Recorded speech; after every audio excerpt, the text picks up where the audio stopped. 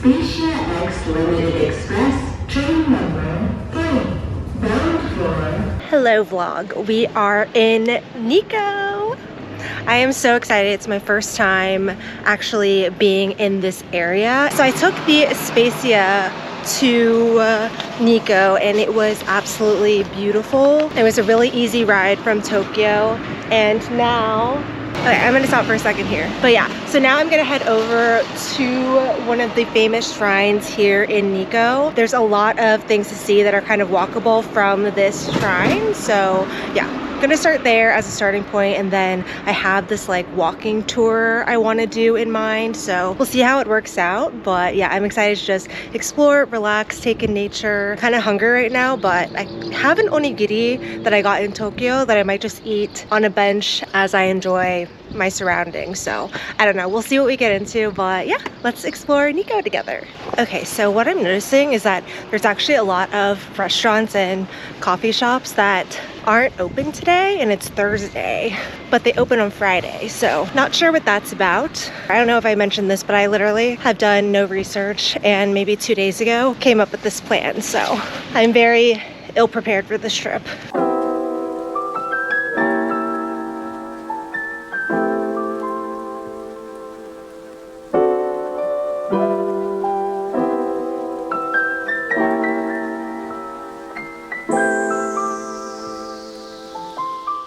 So it's really nice because they actually have signs that tell you which bus to take if you want to go to certain destinations. They make it very easy for tourists.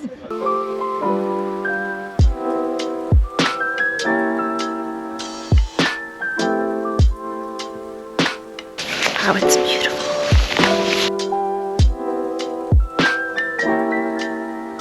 Our first stop of the day was Nikko Toshogu Shrine, one of the most famous shrines in Japan. It's located about 10 minutes by bus from Tobu Nikko Station, alongside other World Heritage sites in the area. Toshogu was established in 1617 and enshrines Tokugawa Ieyasu, the founder of the Tokugawa shogunate.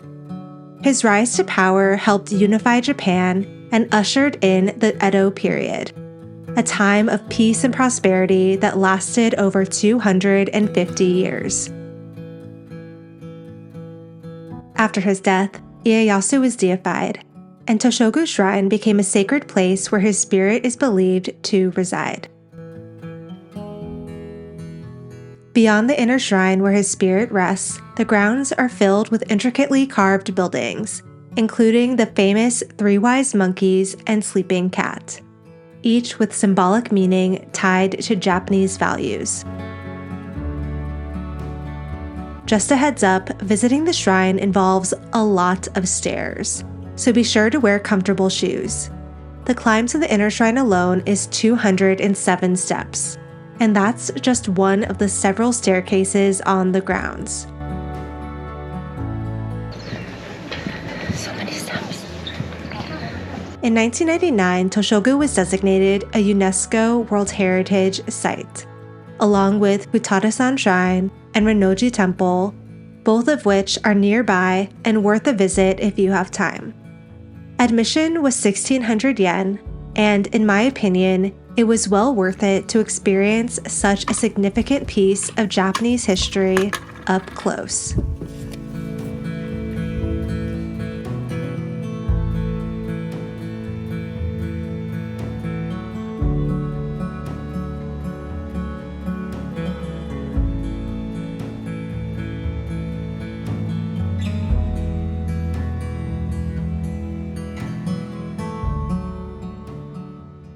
So it looks like we went to one of the most famous shrines in Japan because the shogun is buried there.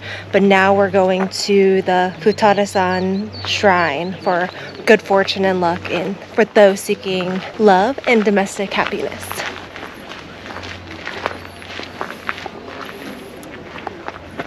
Whew.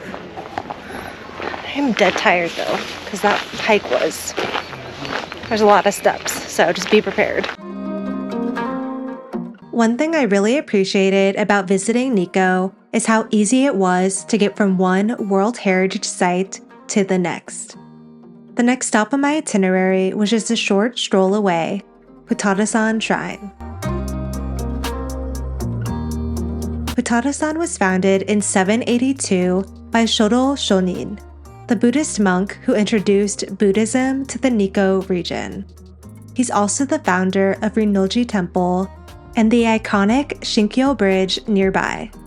Most of the grounds are free to explore, but there's also a paid area that includes peaceful gardens, sacred cedar trees, and smaller worship halls. One of these halls houses 2 swords that are designated national treasures of Japan, a detail that really adds to the historical weight of the visit.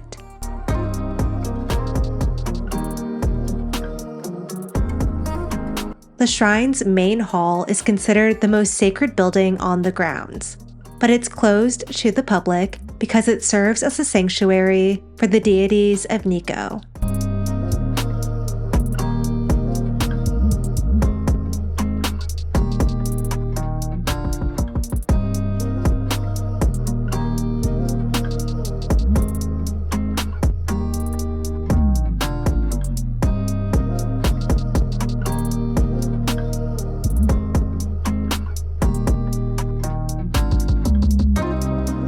As you walk through the grounds, you'll start to notice heart-shaped motifs and rabbits throughout, symbols of good fortune, particularly in love and relationships.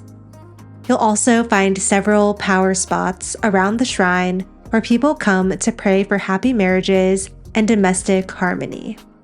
One of the more unique highlights is a golden rabbit statue unveiled to commemorate the 1240th anniversary of Shodo Shonin's founding of the shrine. The shrine has a lot of game-like fortunes where you can give your donation and then you get something to make a wish, and there's a lot of opportunities to pray and ask for good luck and good fortune like all around this place. And right now we're walking through this area that has all of these gods, and it's really peaceful. Oh my god, and look at this tree. I really enjoyed taking my time here, especially following the short trail where you can find statues of the 7 lucky gods tucked along the path. Entrance to the paid area was just 300 yen, and I felt it was absolutely worth it.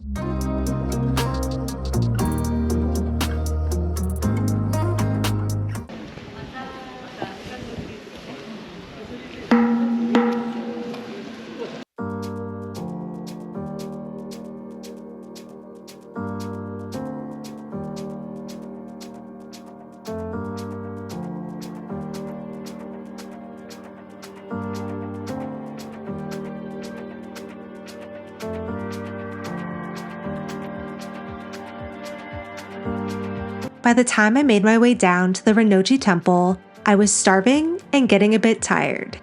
So after stopping by quickly to take a few photos, I decided to move on and make my way down to the Shinkyo Bridge.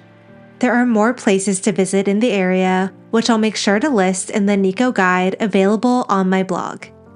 A link to the guide and full itinerary details will be linked in the video description. So I initially was going to go to the Rinnoji Museum of Treasures because it looked really interesting. But honestly, I'm kind of hungry and I want to see the bridge before the sun goes down. So I want to go to the bridge, take some photos, and then get some food. At the entrance to Mount Nikko, you'll find the Shinkyo Bridge, a striking vermilion lacquered bridge that belongs to the Futarasan Shrine. It's one of Nikko's most iconic landmarks.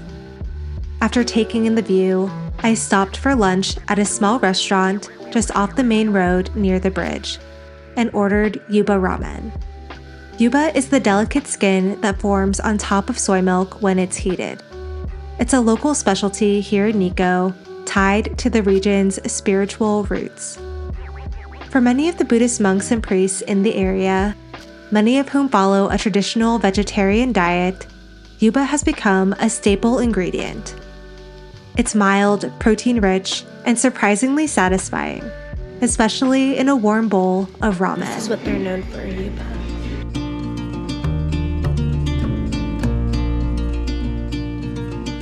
If you're mainly coming to Nikko to see the World Heritage shrines and temples, it's totally doable as a day trip from Tokyo.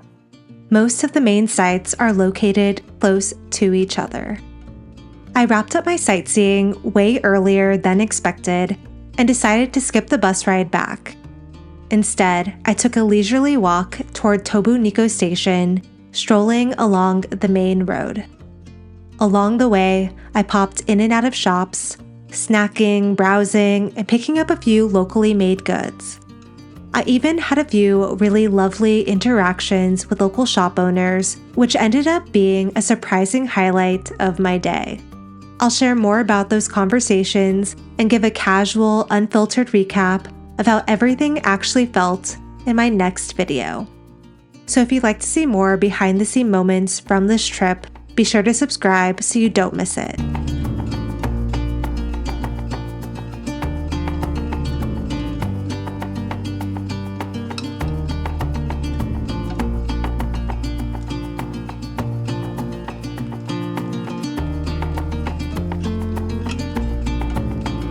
All right, time for some coffee.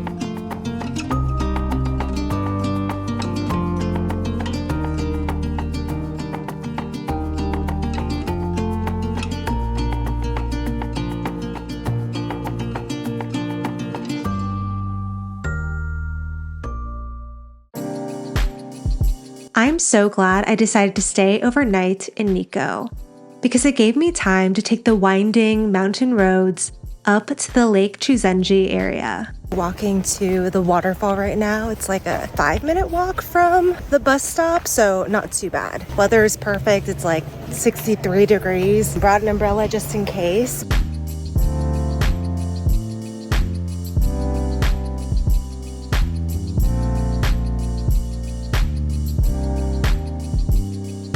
There's like some sakura barely hanging on. A little area to get food. Oh my god. So pretty.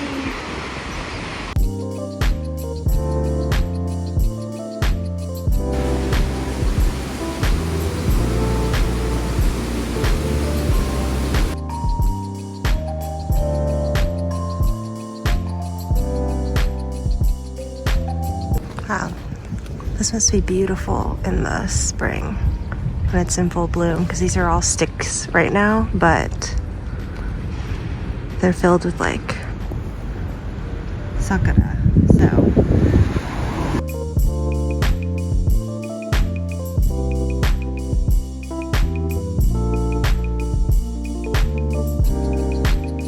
Kegon Waterfall was absolutely breathtaking, and the lake itself was just as stunning. Lake Chuzenji is one of the highest natural lakes in Japan, sitting at an elevation of 4,163 feet. It was formed around 20,000 years ago by a volcanic eruption from nearby Mount Nuntai. I can only imagine how beautiful this place must be in autumn, when the surrounding hills are lit up with fall colors. My final stop in Nikko was Chuzenji Temple, another temple founded by Shodo Shonin, the same monk who established Futarasan Shrine and Rinnoji Temple.